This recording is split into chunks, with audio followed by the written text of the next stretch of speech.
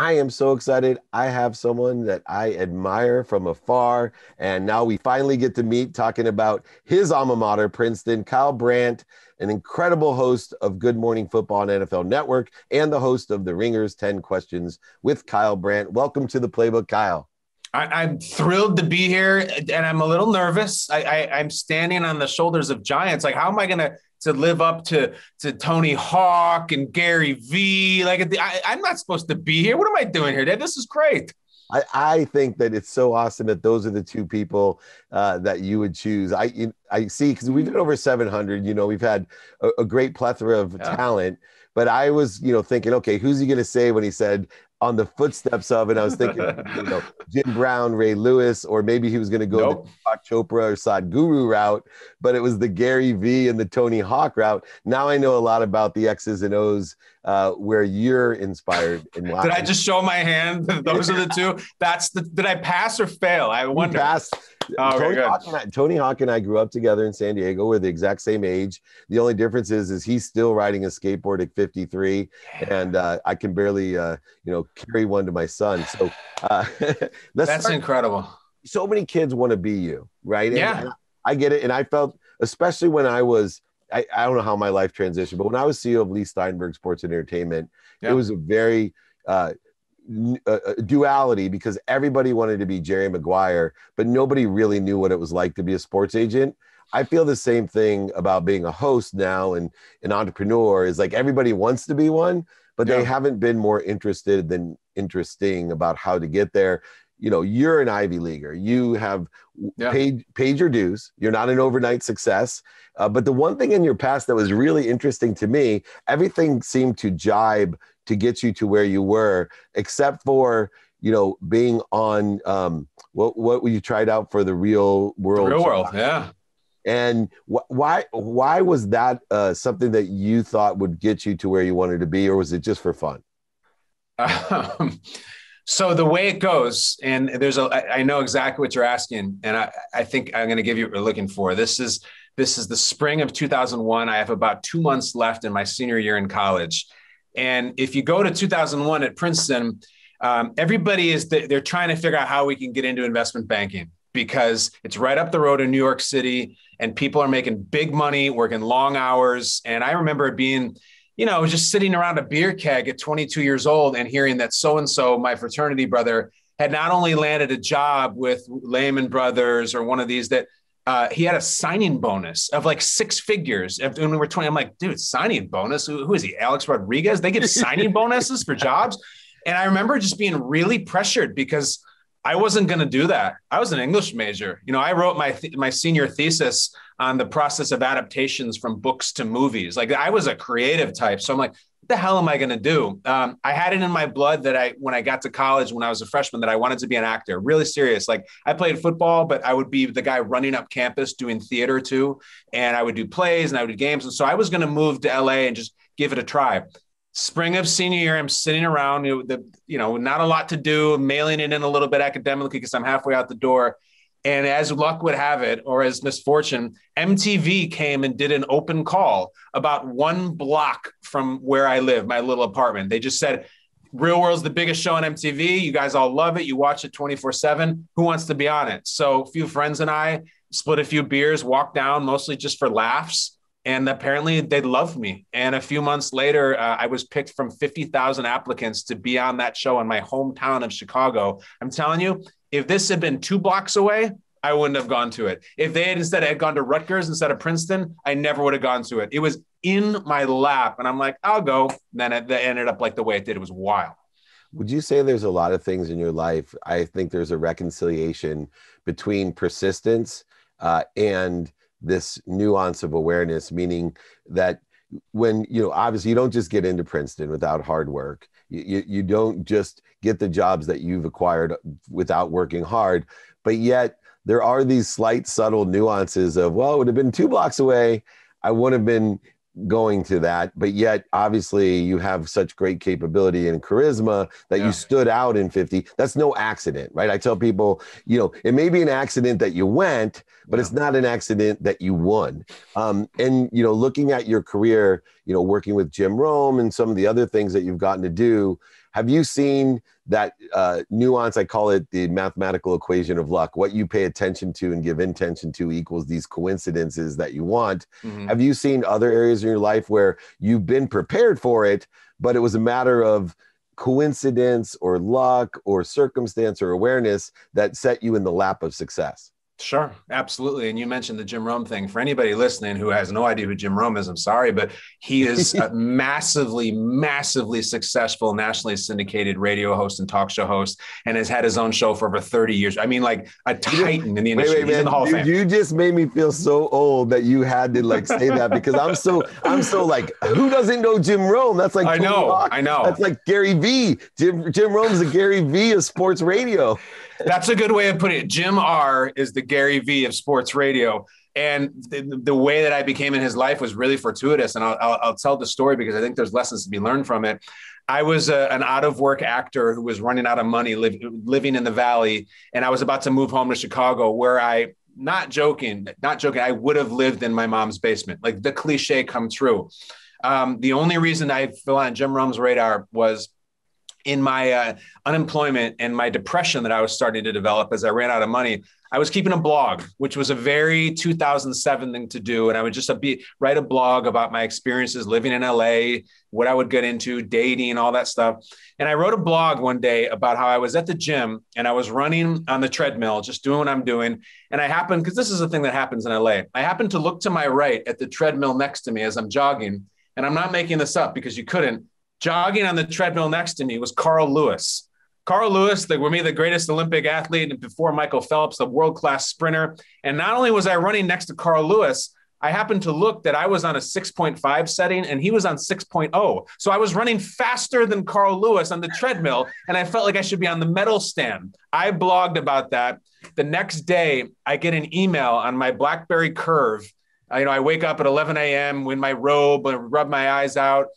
And there's an email from Jim Rome, who I'd never met, never had any connection to. And he said, good morning. I've been reading your blog post. I think it's some really interesting stuff and like to talk to you about potentially joining our team here. And it had only happened because he had talked to a former college teammate of mine at Princeton who said, I'm not interested in moving to the West Coast, but there's a guy there named Kyle. His background is a little weird, but here, check out his blog. Jim Rome reads my blog. He emails me, go in for an interview. I ended up working and writing and producing for him for 9 years. And that was really, really fortuitous. But that was before even the hard work kicked in, like you talked about. It's so funny when I meet people, there's certain people that are frequencies. Just from the first time you say hello, you're just like, oh my gosh, Kyle's an old friend of mine. We're the same frequency. And I felt that way the minute you came on here. Oh, thanks, man. And yet you are on the same frequency, meaning, Leigh Steinberg. I ran Leigh Steinberg at the time. Yeah, I know. And Carl Lewis was our client at the time and before. And even more interesting is Jim Rome, when he started out in radio, before I was at Leigh's, it was told to me by Leigh that Leigh helped build Jim's brand because he represented Aikman and Moon and Young and Thurman Thomas and Bruce Smith and Sabathia Ramirez, Jeff Morad. And nobody really knew who Jim Rome was at the time. And they would feed all the biggest names to Jim, which, led to just an extraordinary career. Like you said, he's a legend, a Hall of Famer. That's crazy. One of my favorites as well. And now I know why I enjoyed the show for all those years as you being the producer of the show. Now, being in sports, the way that we're in sports.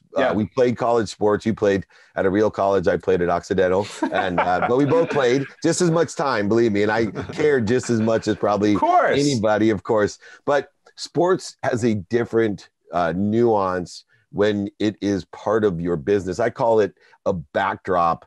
Can you talk about what sports can do like nothing else comparatively? I think except for maybe children, if you're in the business of helping children, is the same as sports. But what can sports do that other things can't? It's a great question. I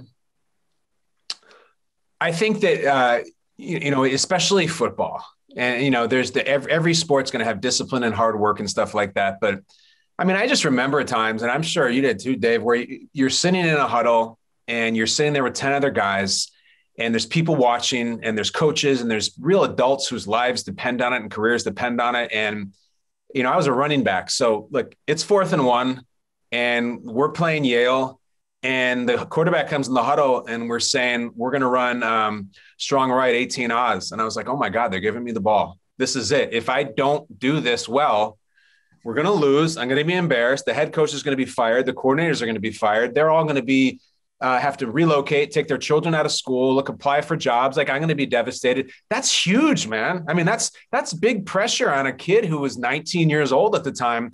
And you damn better get that yard, and you really better do it. So I think there's the fact that you're given this job, and it's not just the running back. Like, if the right tackle blows the block, it's going to show up in film, and he blew it. If the quarterback autos out of it into a stupid pass, he blew it. There's just some stakes. And I don't care if you're in the Olympics or the Super Bowl, or if you're just playing good old fashioned Friday Night Lights high school football, there's stakes psychologically, physically, that it's very difficult to duplicate. And I know that there's ex-football players listening, and you would understand this too. That the most heartbreaking thing about football is that when it is over, it is over. You can play tennis your whole life, golf, baseball, basketball. I've sat around kids, 18-year-old, 22-year-old, big 250-pound linebackers who could bench press 400, sobbing as they take off their shoulder pads for the last time in the locker room, because you will never put them back on again. It does not have any life after your career. So that's how special it is. And that's some of the toughness it does to you. But there's a million gifts, and I know you have them yourself. That's an amazing point. Warren Moon, the Hall of Fame quarterback, was my business partner. And, he had that experience at 44 years old, which most people don't get the opportunity to play 6 years in Canada, 17 years in the NFL. And at 44-year-old, I remember my 44th birthday, I could barely get out of bed. And I was thinking, how the heck did Warren do this? But he was a sobbing baby when he took him off for the last time. And he looked at me and he said, 2 deaths. I said, what are you talking about? He said, I don't care if you played Pop Warner, high school, college, CFL, AFL, or the NFL. Yeah. But this is the day you live your first death. Mm-hmm. And I get choked up thinking about it, because that's how much I miss. Even if I wasn't playing, I miss putting on the pads, sitting in the locker room, the feeling of running out of the tunnel, all the things you get to do, even beyond playing, even the practices, which made it great. Now, you also mentioned something funny to me, because I come from a hyper academic family, all Ivy Leaguers, except for me, I went to Oxy, but people get mistaken about money. You're talking about, 6-figure bonuses. And I joke around about, especially Wall Street guys and lawyers. I went to law school, graduated with Tulane, and I had friends who were like, I'm making $150,000 as an oil and gas litigator, Dave. Why were you going the internet? I'm like, you don't make 150 grand, bro. You work 3 jobs for $50,000 each, right? And they literally, maybe 4 sometimes. Now, if you were not in sports, and I see sports as a backdrop as a huge $1 trillion industry now, what would you be doing, do you think, if you weren't in the sports realm?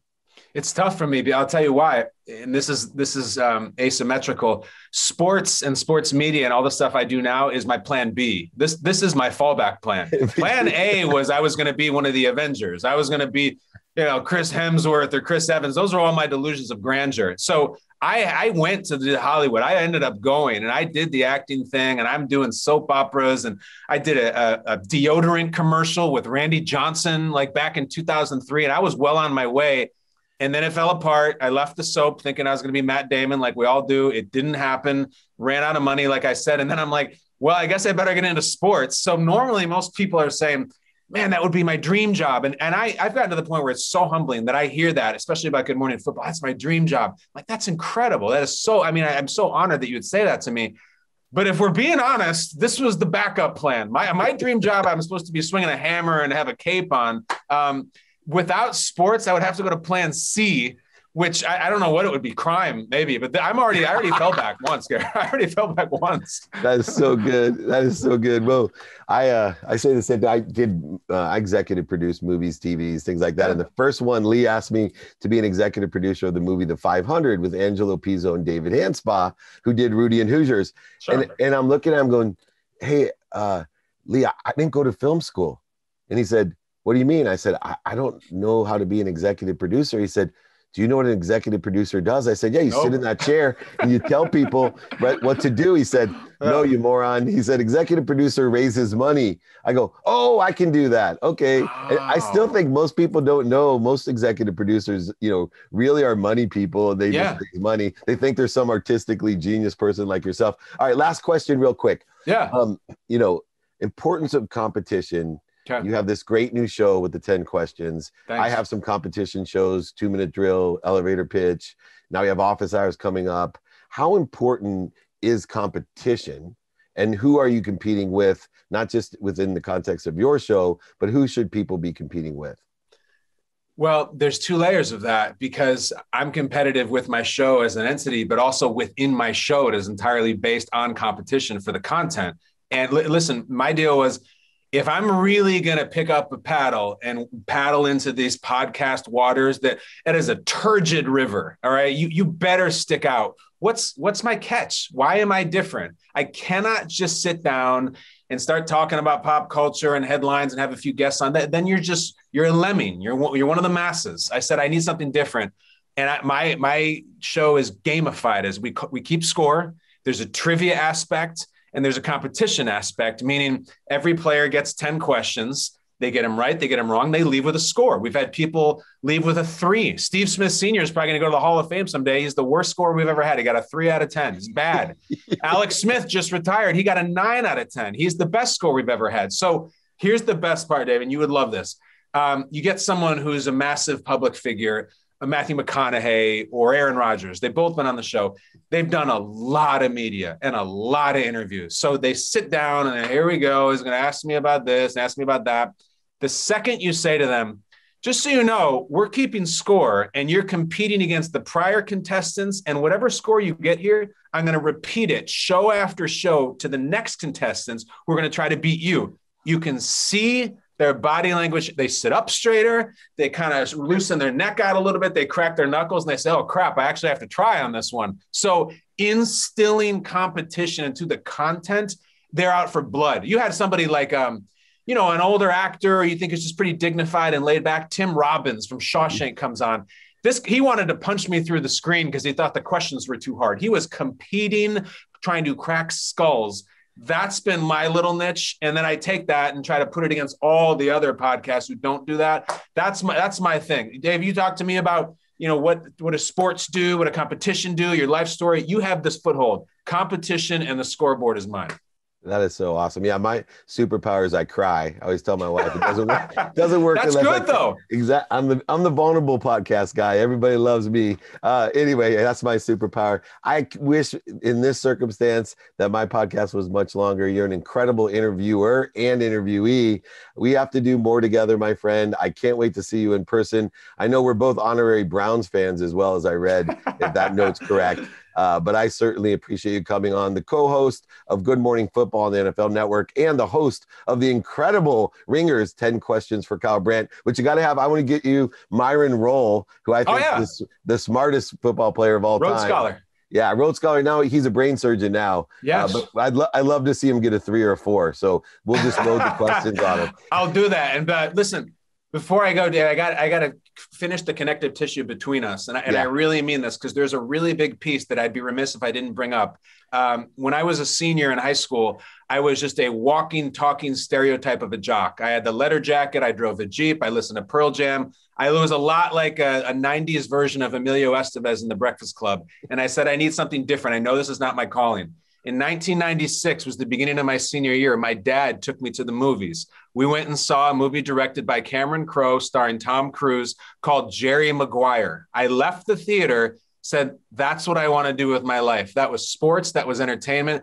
Dad, I want to be an actor. My dad, not that thrilled about it, but nonetheless, I zoomed through, figured it out. That's why I pursued acting, because of that night in the fall of 1996. When I saw that movie, that inspired me. And now years later, having been through all I have, we're sitting here talking about all the Jerry Maguire and you and Leigh. It's really cool.